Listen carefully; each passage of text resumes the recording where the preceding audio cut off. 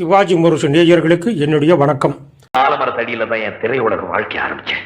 மேலும் மேலும் வளர உங்கள் வாழ்த்துக்களை வேண்டி விரும்பும் உங்க பிரபு.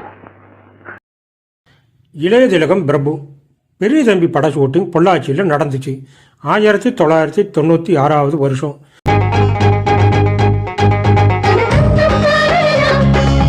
அன்னைக்கு கடைசி நாள் ஷூட்டிங். பொள்ளாச்சி வந்தாருன்னா போய் பார்க்கறது வழக்கம். நான் பொள்ளாச்சி தான். கடைசி நாள் ஷூட்டிங் ஆச்சு, போய் பார்த்துட்டு வந்துடலாம்னு நாங்கள் போனோம்.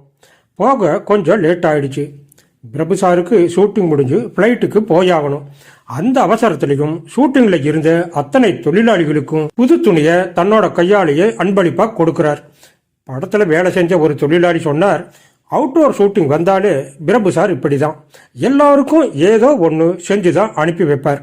நான் பல ஷூட்டிங்கில் பார்த்துருக்கேன்னு சொன்னார். தயாரிப்பாளர் பண்ணுறத இவர் செய்யறாரேன்னு நாங்கள் யோசித்தோம். இந்த மாதிரி தெரியாத விஷயத்தை தான் அம்மா கிரியேஷன் சிவா 2-3 வருஷத்துக்கு முன்னால் ஒரு யூடியூப் சேனலில் சொன்னார். பிரபுவுக்கு தயாரிப்பாளர் சொன்ன சம்பளத்தில் பாதி தான் ஷூட்டிங் முடிஞ்சதும் கிடைக்கும்.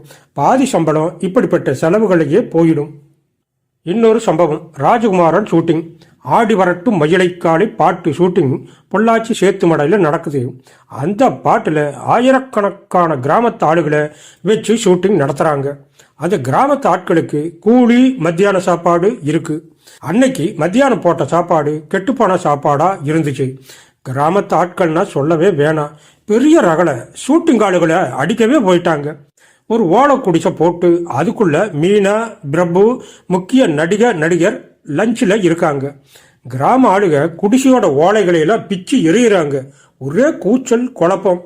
பிரபு என்னன்னு கேட்க வெளியில வர்றார். அந்த மாதிரி நேரத்தில் வர்றது ஒரு ஆபத்தும் கூட. பிரபு வந்து நிற்க ஏக கூச்சல்ல கத்துறாங்க.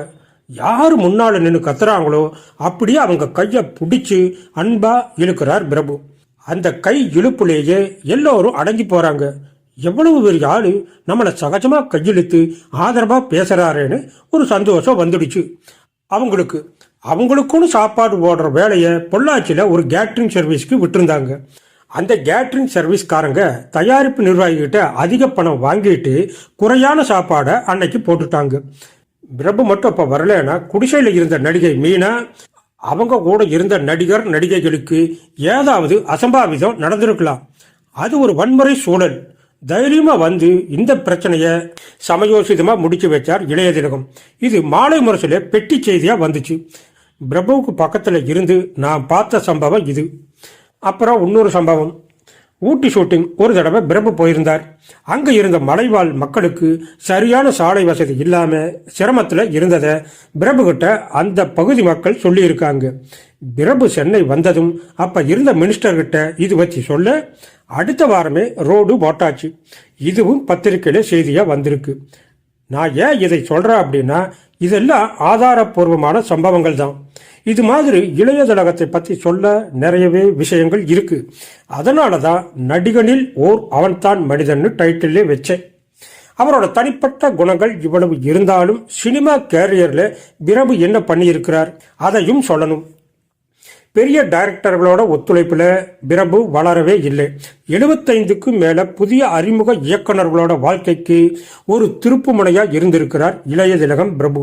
இத்தனை டைரக்டர்களை அறிமுகம் செஞ்சதுல பிரபு தான் நம்பர் 1 இருக்கிறார். ஒரு வருஷத்துல 12 படம் 100 நாள் ஓடின சாதனையையும் பிரபு தான் செஞ்சிருக்கிறார். மாசத்துக்கு ஒரு படம் அப்படின்னு கணக்கு வருது. 1991 வந்த சின்னத்தம்பி படம் தான் அதுக்கு முன்னால வெளியான எல்லா பட சாதனையையும் முறியடிச்ச வரலாற்றை முதலா செஞ்சிருக்கு. 46 தியேட்டர்ல 100 நாள் ஓடின முதல் படம் சின்னத்தம்பி தான். சின்னத்தம்பி படத்தை பொறுத்த அளவுக்கும் அது ஏகப்பட்ட ரெக்கார்டுகளை வச்சிருக்கு. நடிகர் திலகம் எப்படி ஒரே நாளில் 2 படம் வெளியிட்டு 2 படமும் 100 நாள் சாதனை படமா ஆச்சோ, அது மாதிரி பிரபுவும் ஒரே நாளில் 2 படம் ரிலீஸ் பண்ணி 2 படங்களும் 100 நாள் ஓடி சாதனை செஞ்சிருக்கு. இதையும் 2 தடவை செஞ்சிருக்கிறார் இளைய திலகம் பிரபு. கலியுகம், போவிலி ராஜா, அறுவடை நாள், பாலவன ராஜாக்கள் அந்த படங்கள். இளைய திலகம் பிரபுவோட சேர்ந்து நடிக்காத நடிகர்களே இல்லைன்னு சொல்லலாம். பிரபு அளவுக்கு மற்ற நடிகர்களோட சேர்ந்து நடித்த நடிகர்கள் யாருமே இல்லை. இளைய திலகம் பிரபு கிட்ட எந்த ஈகோவும் கிடையாது. எங்க அவரை பார்த்தாலும் பொதுமக்கள் அவர்கிட்ட சகஜமா பேசி பார்க்கறத பார்க்கலாம்.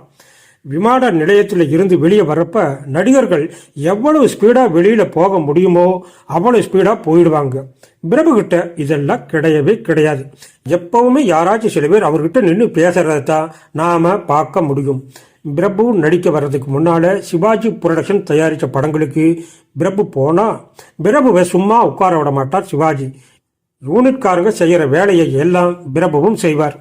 1982 நடிக்க வந்தார். 43 வருஷம் ஆச்சு. நடிக்க வந்து முதல் 12 வருஷத்துல 100 படத்துல நடிச்சு முடிச்சார். 130 படத்துல ஹீரோவா நடிச்சார். அதுக்கு பின்னால சின்னதும் பெருசுமான கேரக்டர்கள்ல நடிச்சு இப்போ 250 படங்களை தாண்டிட்டார்.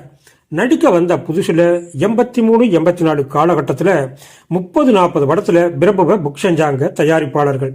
இதெல்லாம் சிவாஜி மகன் காரணத்தை வச்சு. யாருக்கும் படம் பண்ண முடியாதுன்னு சொல்லவே இல்லை. நம்ம நம்பி வந்திருக்காங்க, அவங்களுக்கு முடியாதுன்னு எப்படி சொல்றது? அந்த ஒரு காரணமும் இருக்கு. 85ல ஒரு சின்ன கேப் விழுந்துச்சு. அப்ப சுதாரிச்சு எந்திரிச்சிட்டார் பிரபு. 86ல இருந்து தன்னோட திரை வாழ்க்கையை நல்லா கொண்டு போனார். யாராவது ஒருத்தர் கிறுக்குத்தனமா கோபமா கேள்வி கேட்டாலும் பிரபு கிட்ட இருந்து அவங்க எதிர்பார்க்கிற ரியாக்ஷன் கிடைக்கவே கிடைக்காது. அப்படியே பண்பான ஒரு பதிலை சொல்லி அவங்கள அப்படியே தம் பக்கம் இழுத்துருவார், மாத்திருவார்.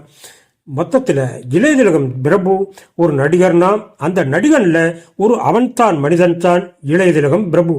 அவருக்கு சிவாஜி முரசு சார்பா இந்த வருட பிறந்தநாள் வாழ்த்துக்களை சொல்லி வாழ்த்துகிறோம். நன்றி, வணக்கம்.